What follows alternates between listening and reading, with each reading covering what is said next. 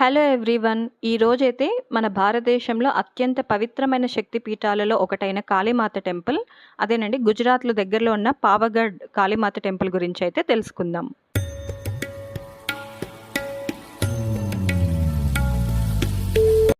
ఈ టెంపుల్ పావగఢ్ హిల్పై గుజరాత్ రాష్ట్రంలో పంచ్మహల్ జిల్లాలో ఉంది. ఇది యునెస్కో వాళ్ళు వరల్డ్స్ హెరిటేజ్ సైట్గా ప్రకటించారు. ఈ టెంపుల్ బిట్వీన్ 10 to 11th సెంచరీకి చెందినదిగా చెప్తారు. మహర్షి విశ్వామిత్రుడు ఈ దేవిని కొండపై ప్రతిష్ఠించాడని నమ్మకం. పురాణాల ప్రకారం సతీదేవి యొక్క కుడి పాదం అంటే రైట్ టో ఇక్కడ పడింది. అందుకే ఇది ఒక ప్రముఖ శక్తిపీఠంగా భావిస్తారు. సో మన తెలుగు రాష్ట్రాల నుంచి, ఫర్ ఎగ్జాంపుల్ హైదరాబాద్ నుంచి ఈ ప్లేస్కి ఎలా చేరుకోవాలో తెలుసుకుందాం. బై రోడ్ అయితే ఇది ఆల్మోస్ట్ 950 to 1000 కిలోమీటర్స్ వస్తుంది. సో ట్రావెల్ టైం వచ్చేసి సెల్ఫ్ డ్రైవ్ అయితే 16 to 18 అవర్స్. సో మనకి ట్రైన్ ఫెసిలిటీస్ కూడా ఉన్నది.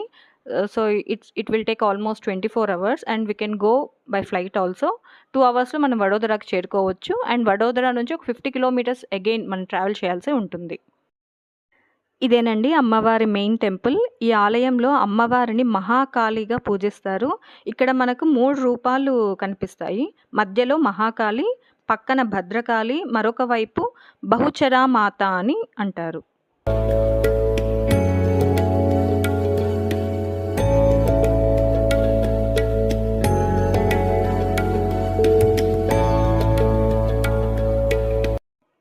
సో మేమైతే క్యూ లైన్లోకి వచ్చేసాం. కొండ మీదకి అంటే టెంపుల్కి మనం రోప్వే ఫెసిలిటీ ఉందన్నమాట. సో రోప్వేలోనే వెళ్ళాల్సి ఉంటుంది. ఇక్కడ పర్ పర్సన్ 150 రూపీస్. ఒక టికెట్ ధరలు ఎలా ఉంటుంది అనేది చిన్న షార్ట్ వీడియో పెట్టాను చూడండి. పావగఢ్ కాళీమాత టెంపుల్ భక్తి, శక్తి, చరిత్ర, ప్రకృతి ఈ 4ంటికి కలయికగా నిలుస్తుంది. మేమైతే చాలా ఇంట్రెస్టింగ్తో వెయిట్ చేస్తున్నాం మా టర్న్ కోసం.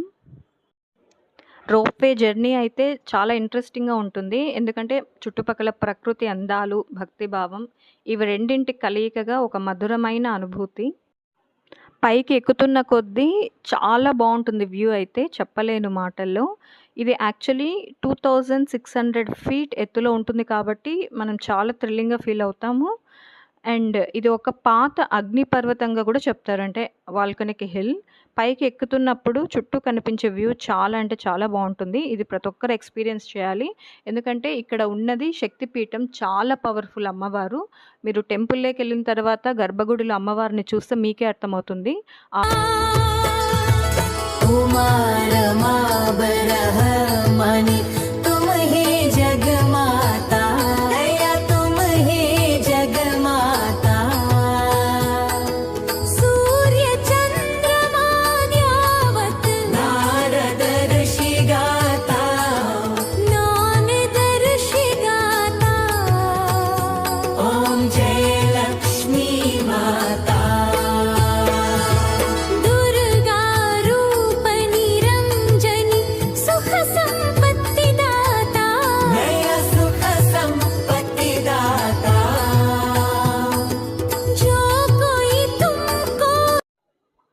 సో రోప్వే దిగిన తర్వాత మనమైతే కొన్ని మెట్లయితే ఎక్కాల్సి ఉంటుంది. సో ఆల్మోస్ట్ 350 to 400 స్టెప్స్ ఉంటుంది.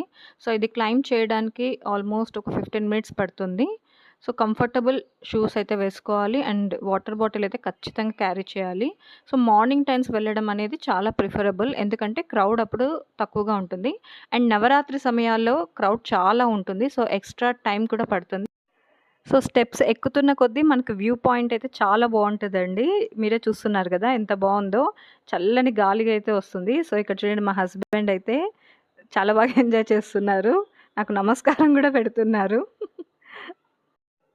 ఈ టెంపుల్ని దర్శిస్తే ఎవరికైనా శని దోషాలు ఉన్నా కూడా అవి కూడా పోతాయి అని భక్తులు నమ్ముతారు. జనరల్గా అమావాస్య, పౌర్ణమి రోజుల్లో అఘోరాలు చాలా రహస్యంగా వచ్చి ఇక్కడ తాంత్రిక పూజలు చేస్తారు అని కూడా భక్తులు నమ్ముతారు.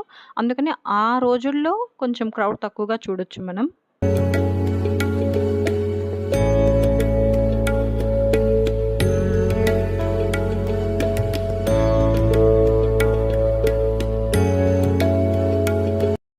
సో ఇక్కడైతే మనకు టెంపుల్ టవర్ మీద రెడ్ ఫ్లాగ్ అనేది కనిపిస్తుంది. ఇది మహాకాళి దేవి యొక్క శక్తి అండ్ భక్తుల రక్షణ అనేది సంకేతం అని ఇక్కడ చెప్తారు. ఎవ్రీ ఇయర్ ఈ టెంపుల్ టవర్ మీద ఉన్న రెడ్ ఫ్లాగ్‌ని అయితే చేంజ్ చేస్తారని ఇక్కడ చెప్పారు మాకు. సో, ఇది ఒక చాలా బాగా సెలబ్రేషన్‌గా వీళ్ళు చేస్తారు. ఇక్కడైతే చూడండి మేము వచ్చిన టైంకి ఇలా ఏదో సెలబ్రేషన్ జరుగుతుంది. సో, వాళ్ళు డాన్స్ చేస్తుంటే నేను కూడా అలా కొన్ని స్టెప్స్ అయితే వేశాను వాళ్ళతో కలిసి. ఇది నాకు చాలా హ్యాపీ అనిపిచ్చింది. చూసారు కదా! నాకు తెలిసిన ఇన్ఫర్మేషన్ అయితే ఈ వీడియో ద్వారా షేర్ చేసుకున్నాను. Thank you for watching. Have a good day. By.